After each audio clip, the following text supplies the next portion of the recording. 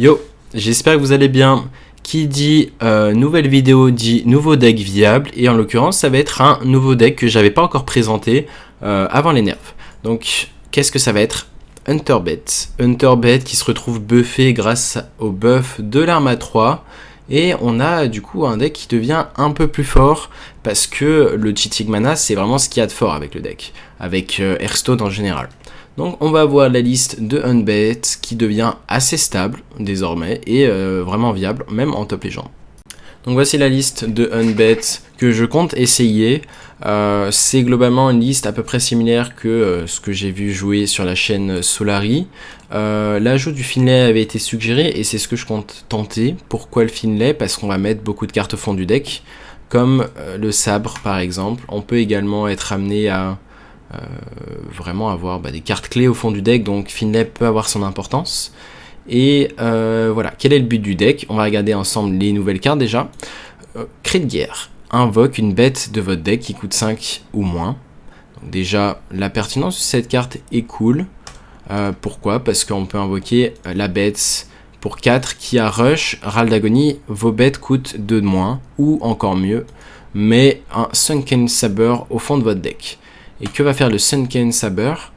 Il va tout simplement, râle d'agonie, invoquer une bête de votre deck.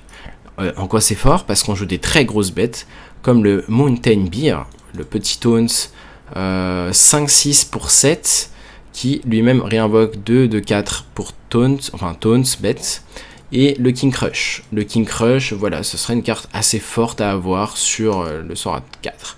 Et en quoi c'est également fort? Parce qu'on joue le sort à 3, découvre une bête qui est morte pendant cette game, la réinvoque. Donc vraiment, vous avez cette possibilité de réinvoquer le T4, le T4 du fond du deck. Et comment on va chercher ce T4 au fond du deck? On joue deux armes. L'arme qui s'est fait up, et donc après que votre héros attaque, Dredge, si c'est une bête, réduit son coût de 3. Donc à tout moment, qu'est-ce qu'on va faire? Là, imaginons que là, on parle même pas d'aller en late game et d'avoir mis la 4-3 Saber dans le deck. Là, on parle juste d'une curve classique.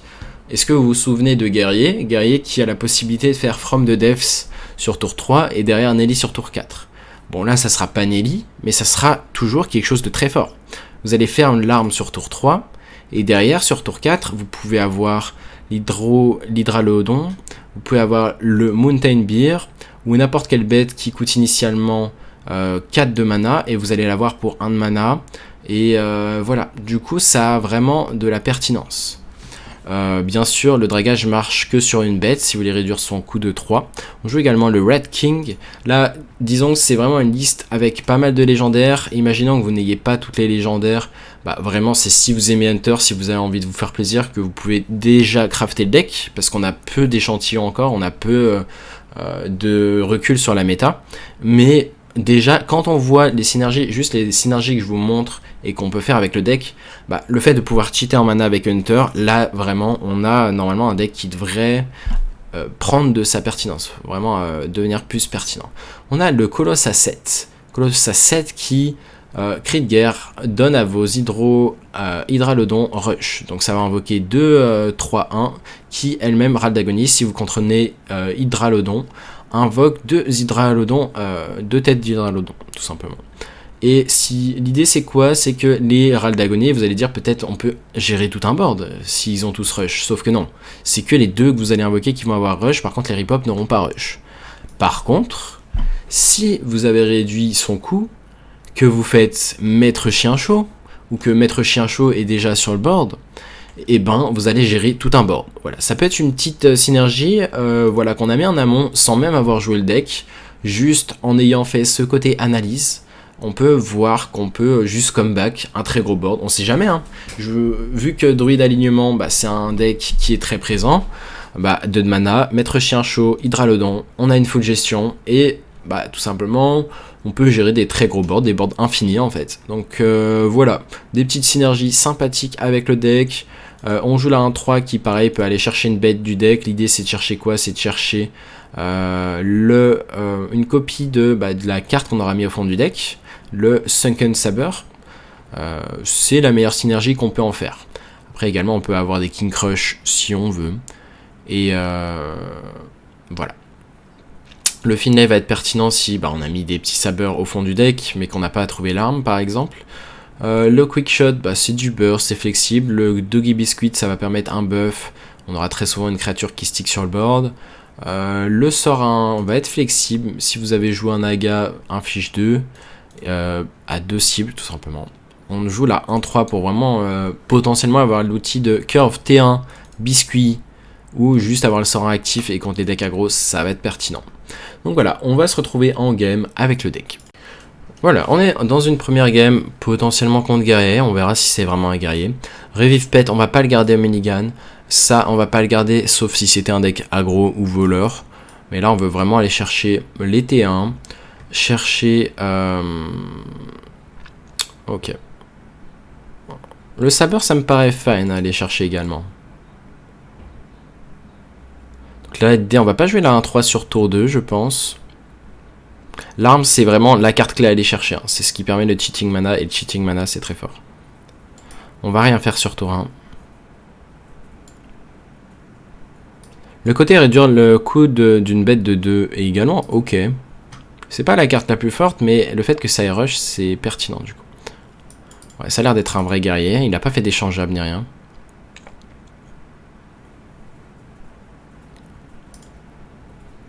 Est-ce qu'on pièce chien chaud? L'avantage de pièce chien chaud, c'est que ça tourne autour. Je pense qu'on aurait dû mettre le sabre ici. J'ai réfléchi. Mais ouais, chien chaud ça me paraît un peu faible. Je me dis, on va pas tourner autour de l'arme. Ok. Oh, en vrai on va juste drop ça ici, j'aime bien. Non, en fait c'est réduit le coût de la prochaine bête. C'est ça. Du coup, la carte devient pertinente. Là, à tout moment, si nous tue ça, on peut la réinvoquer. Et du coup, faire en sorte d'avoir plein de vagues de board, de rats qui vont se réveiller. Ça peut être très chiant. Avec les Mountain Bears, ça va vraiment bien buffer la carte. Donc voilà, guerrier, je pense c'est un match-up bien prenable s'il fait pas from the depths into Nelly. On va sûrement juste rusher avec sa prochain tour.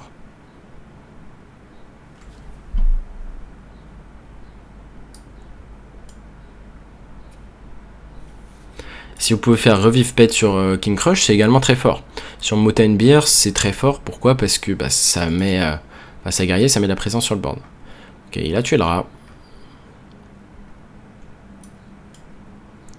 On va faire ça. Et l'idée, c'est quoi? C'est qu'on va chercher la copie du sabre. Comme ça, on en aura 2. Et potentiellement, avec King Crush, ça va être cool.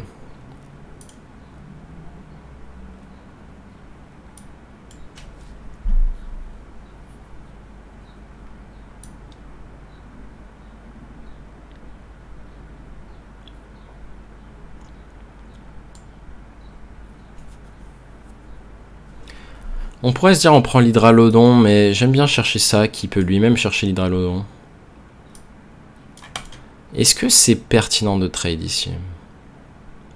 Je suis même pas sûr. Je pense qu'on veut le laisser trade lui-même. Donc lui, il est à 1 sur 5. Il va passer à 3 sur 5. C'est pertinent seulement si on avait le Mountain Bear. Mais lui-même, il va pas avoir vraiment l'envie de trade. 7-4-3. À voir. Ok. Un King Crush peut apparaître. King Crush sauvage. Ok, un autre sabre. Est-ce qu'il va le tuer? Je suis curieux. Peut-être qu'il va aller face first et ensuite trade pour journée autour du taunt, pardon. Et là, on va voir la pertinence. Là, imaginons, là, on est dans le spot que je parlais tout à l'heure. Si on a l'hydralodon, on a full gestion.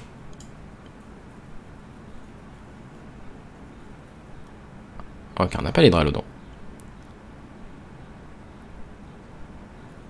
Donc, après que 2 serviteurs meurent, il va se réveiller. Je pense qu'on va faire rush. Tout ça. Question, c'est qu'est-ce qu'on fait du mana restant?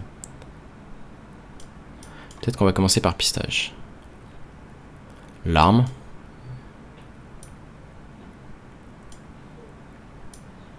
On prend les trades comme ça. Comme ça. Et on va sûrement value Hero Power simplement. Mais ouais, j'ai vraiment le sentiment qu'on a de quoi épuiser le guerrier.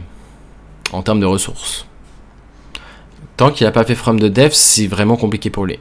Là, on n'a même pas fait la curve avec l'arme pour vraiment faire du teaching mana et va avoir ça sur le tour 4 qui aurait été très dérangeant pour guerrier. Kazakusan tempo. Ok. Ah non, c'est pas tempo, il est déjà actif sur tour 8. Ah ça par contre, ça a moyen de nous battre, faut avouer.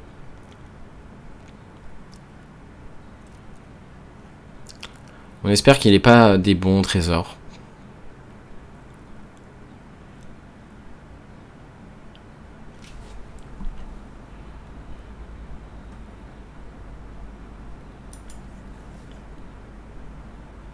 Donc ça va se réveiller. Imaginons qu'ils prennent le trade sur la 5-2. Le rat va se réveiller. Donc ça sera une bête qui peut attaquer face.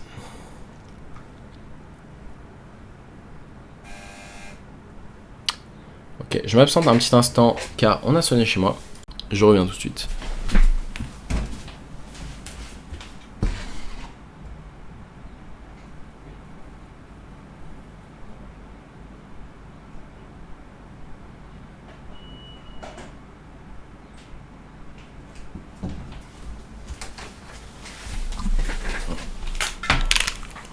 Ok, je suis de retour. C'était mon facteur. 5, 8, 10, 12. Ok, on pourrait se dire on balance ça en trade. Il y a un monde aussi, on fait revivre pet maintenant. On va le faire maintenant. On va réinvoquer ça. On va voir ce qu'on obtient. Un autre Mountain Beer. On met au fond du deck un petit Saber. Donc là, normalement, on n'est pas censé se prendre de Kazakusan aussitôt. Donc là, il y a vraiment le paramètre, Kazakusan peut gagner tout seul. Sans Kazakusan, je pense que Guerrier est un mauvais match, enfin, est un bon match-up. Parce que Kazakusan, en moyenne, vous ne le voyez pas de la game. À part vraiment en très très late game. Mais justement, avant d'arriver à ce très très late game, pour moi, vous allez juste épuiser le guerrier. Le fait qu'il ait pas beaucoup d'AOE, le fait que vous jouez Tavish qui peut également carry, les secrets de Tavish qui ont de quoi être très forts pour invoquer une copie de la prochaine créature qui meurt, tout simplement, en 2 copies. Voilà le secret le plus insane à avoir. Et la synergie, c'est quoi ? Parfois, vous pouvez avoir des synergies toutes bêtes, mais voilà, je vous fais juste les analyses de synergie qui marchent ensemble. Là, on a quoi ? On a Tavish avec King Crush. Par exemple, vous faites Tavish, derrière, vous faites King Crush. Là, vraiment, dans les match-up lents comme guerrier. King Crush, face, c'est votre seule créature sur le board. King Crush, face, il la tue. Derrière, vous allez avoir 2 King Crush qui vont pop. Avec le secret et la manœuvre. Voilà. 2 petites synergies sympas. Qui peuvent s'envisager contre guerrier. Ah, bien joué. Bien joué, bien joué. Bon, il fallait Kazakusan into vraiment des gros trésors. C'est dommage d'avoir eu une game qui ne va pas être représentative, mais c'est le jeu.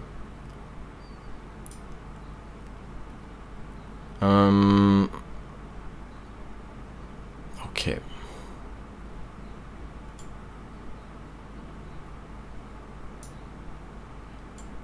J'imagine qu'on va faire ça.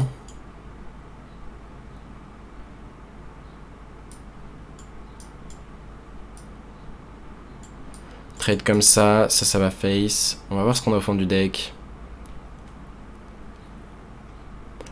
On peut réinvoquer une bête. Pourquoi pas. Ça peut invoquer King Crush ou Hydralodon. On a que 2 bêtes dans le deck, c'est une chance sur 2.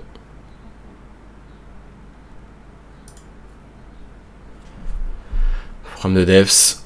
Bon, a priori, on veut pas que la game dure plus de 2 tours, et la game ne durera pas plus de 2 tours. Soit on est mort, soit on le tue.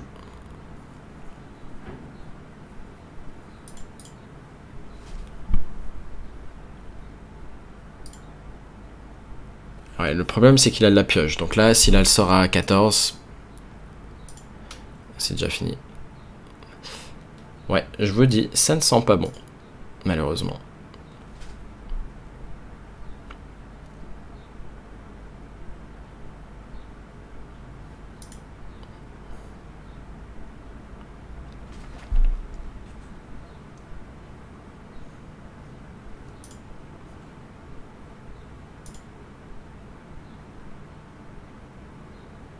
Ouais, dommage. Bon, on va concéder cette game. C'est pas une game représentative, encore une fois. Et peut-être que, voilà, vous verrez par vous-même si vous testez le deck. Je pense que Guerrier a un bon match-up. Le seul moyen de perdre pour moi, ça serait Nelly tour 4. Enfin, le genre de bullshit comme Nelly tour 4 ou Kazakusan tour 8. Ou From the Death, Finlay. Vraiment, le fait que Guerrier nous prenne de vitesse. Et on joue tellement de ressources. Ça me fait un peu penser au match-up de quand on jouait Undeath Rattle contre Guerrier Impair.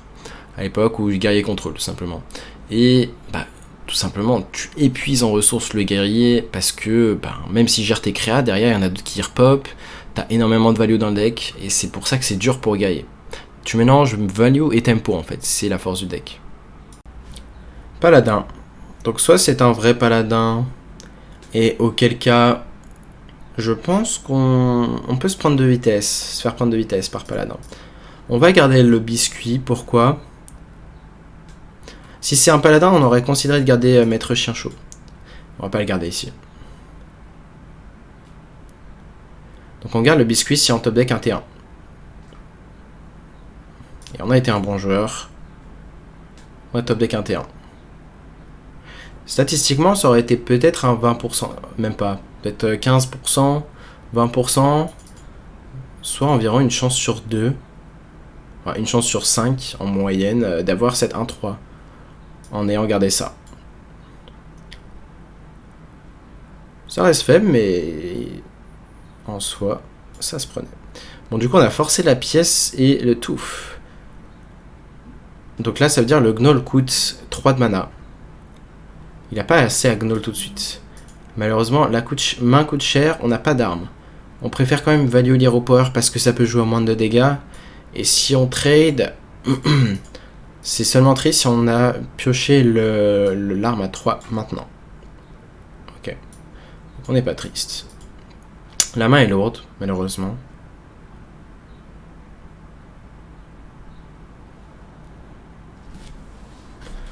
Le Double Agents. On aimerait avoir un truc jouable, mais la main est malheureusement très très chère.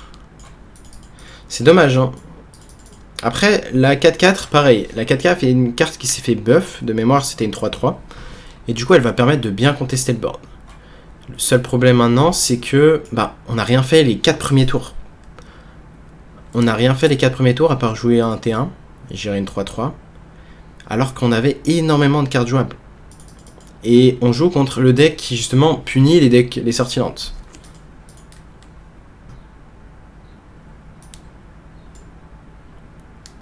Est-ce qu'on va juste tuer le Murloc? Je pense que oui. Hein. Après, on a accès à Hydra le don, prochain tour.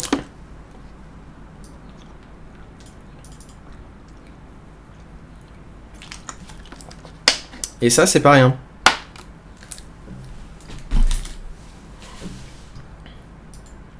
On va faire notre Nefarian. En vrai, même si on a une sortie très lente, et c'est là que vous allez peut-être voir la pertinence du deck maintenant. Enfin, c'est pas la pertinence, mais plutôt la stabilité du deck.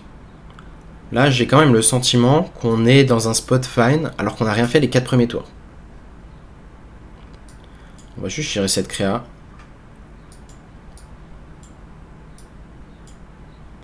Et si je gère pas... En fait, le truc c'est quoi? C'est si je gère pas cette 5-5, il est vraiment dans un spot de merde. On va tuer cette créa. Pourquoi il est dans un spot de merde? Ça veut dire qu'il va jouer des créas, on va faire des value trade, et on va avoir des têtes à l'infini.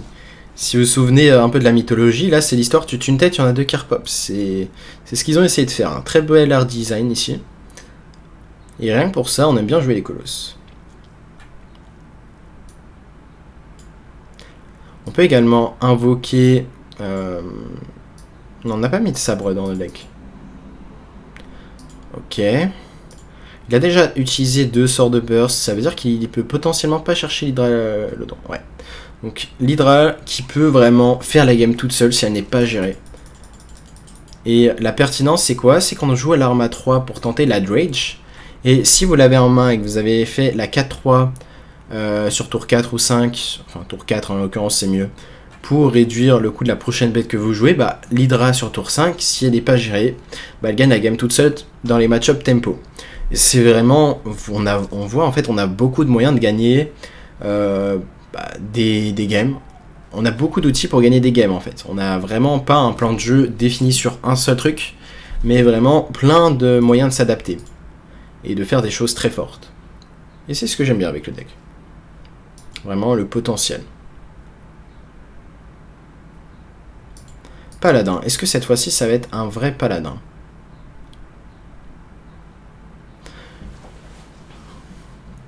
De mémoire, il jouait paladin. Je crois que je l'ai tag en paladin un peu plus tôt. Est-ce que cette bête est pertinente à garder? Je pense pas qu'on va non plus la garder, même si avec l'Hydra c'est fort. Hein. Ça implique de piocher l'Hydra. Et là on a une bonne curve. Imaginons que ce soit un vrai paladin. On a une excellente curve. Ok, c'est un voleur. Il a gardé les gnolls, du coup, je pense qu'on a... On n'a pas perdu sur le spot si c'est un gnoll, mais presque. Le fait, en fait, ça change tout. Le fait qu'ils ont enlevé les nerfs, vous allez voir, il va échanger et pouvoir jouer un gnoll à 1 mana et sûrement gagner là-dessus. Du moins, j'ai l'impression que là, dans le spot, le seul moyen de perdre, c'est gnoll. Et gnoll tour 2, vous allez voir, ça va être très frustrant. En plus 1 et des gnolls à 0, il peut jouer les 2 gnolls. Ça va être vraiment la carte la plus toxique qu'ils ont des nerfs, selon moi. Là on voit qu'on n'a rien à faire, absolument rien à faire. On va trade. On va sûrement pièce 4-3 rush, into 4-3 rush et saber potentiellement. On peut faire tout ça dans le même tour. Donc même si il fait des choses toxiques avec le retour du gnoll, le voleur, bah, on voit qu'on a quand même moyen de le gérer. De le tenir. Donc on peut gérer les 2-3-3 prochains tours. Mais voilà, par exemple, un autre gnoll, on ne le gère juste pas. Enfin, on bat juste pas le deck sur le spot. Et là, rien que déjà la curve comme ça, on se fait déjà prendre de vitesse et c'est... J'ai envie de dire, c'est déjà fini. C'est gnoll, trop toxique. Ok, on va faire tranquillement cette bête. Tuer ça, ça... tuer ça. Et pourtant, on a quand même une sortie intéressante. Hein. C'est une très bonne sortie à base de réponses. Mais, bah, trop de cheating mana, malheureusement.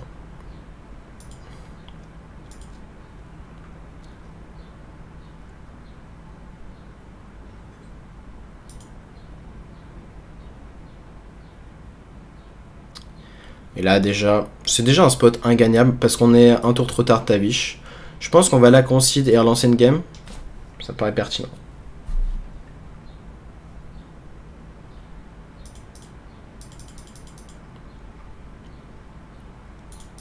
Donc voilà, voleur, je pense que ça doit être un match-up que vous pouvez largement tenir, sauf s'il y a Gnoll, tour 2.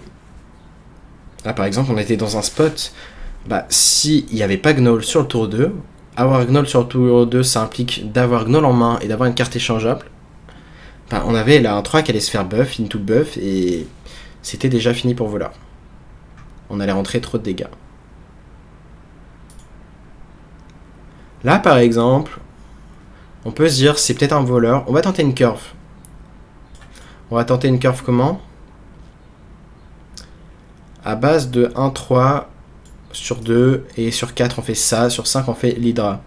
Dans le cas où c'est un voleur.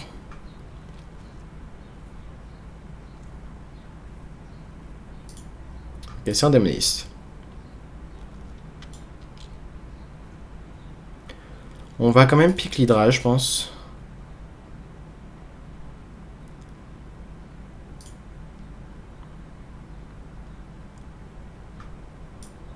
Je pense qu'on va tuer Sacrea. On va pas laisser soigner de 4.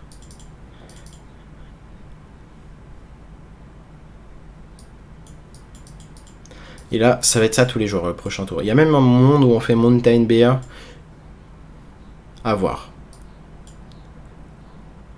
Parce qu'en fait, sur ça, on se fait punir sur le T6. Qui fait là, ouais. Intéressant. On va jouer ça, quand même.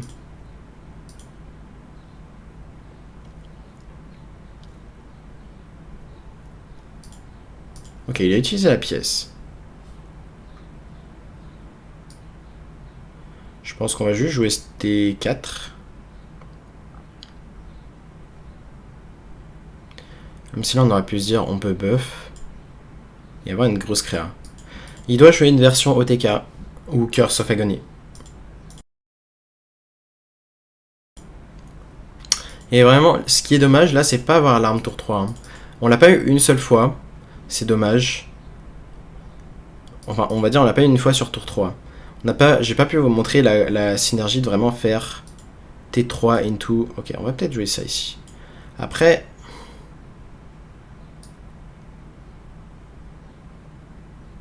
Peut-être qu'il n'a pas la gestion sur ça. Je pense qu'il faut prendre des risques ici.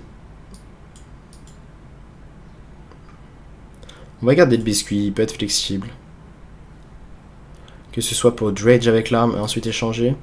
Mais ouais, du coup, ne pas avoir eu l'arme sur 3, ça m'a pas permis de vous montrer le cheating mana qu'on peut faire avec le deck.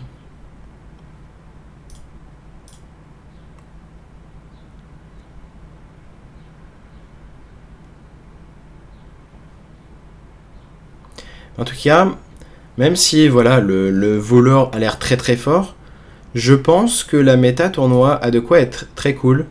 Dans le sens où là, il y a déjà plus de decks qui s'envisagent. Là, il y a déjà Sunter qui s'envisage en méta tournoi. Il y a toujours Guerrier Contrôle. Il y a le voleur à l'ancienne avec Vandar, celle que j'avais présentée.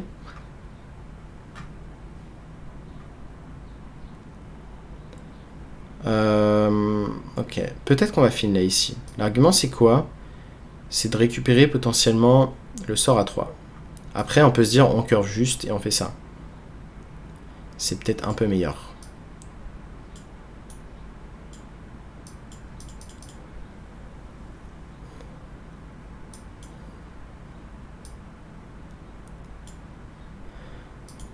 Donc le démo, ouais, il nous fait une bonne sortie. Hein. Démo, j'aurais envie de dire, c'est un très bon match-up de base, mais l'arme et le fait qu'on n'ait pas nous-mêmes notre cheating mana, là, le démo a eu son cheating mana, nous on l'a pas eu. La game peut jouer là-dessus. En plus, il a Tamsin qui est la meilleure carte de son deck pour contester tous les deck boards centriques. Donc globalement, je pense que ce genre de match-up sans Tamsin, il est très dur à perdre. Et là, on voit qu'il a pioché 2 des 3-3. 2 des 3-3-3 sur le spot. On est déjà derrière sur le board, alors qu'on est vraiment censé être le deck qui prend le board parce que le deck en face joue un OTK.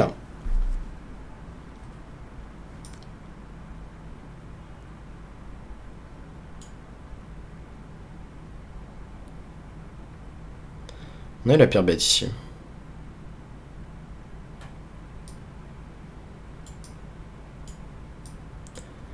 Ouais, le spot me paraît juste perdant de base. Démo à 10 cartes en main. Et l'arme qui arrive un peu tard. Est-ce qu'on voit quand même un moyen de gagner la game? On va tenter King Crush into potentiellement double King Crush. C'est le seul plan viable que je vois.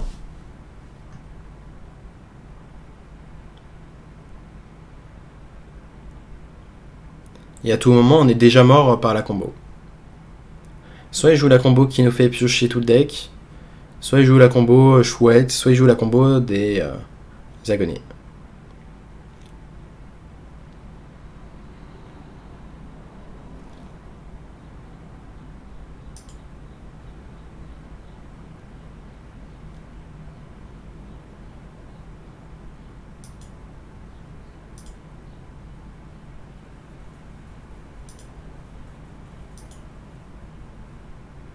Attends, il a eu 2 fois le même sort? C'est 2 School Teachers différents, on est d'accord. Ouais, c'est bien un deck agonie, mais on risque de perdre. Ok.